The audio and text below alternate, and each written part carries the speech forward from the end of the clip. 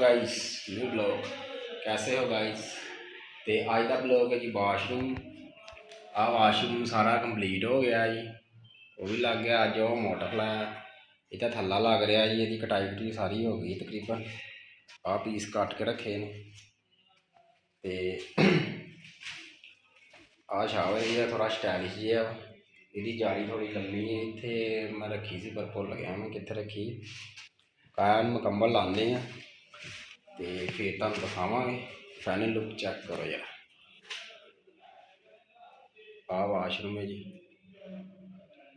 ठीक है जी। बकाया मुकम्मल होएगा फिर तुम वीडियो दिखावे तो मिलते हैं इन ला के। लो जी फर्श हो गया मुकम्मल तो अज आप बात करता फाइनल। ब्लॉग इन्ना ही है जी, मिलते हैं अगले ब्लॉग से। दुआवां च याद रखियो। Good bye.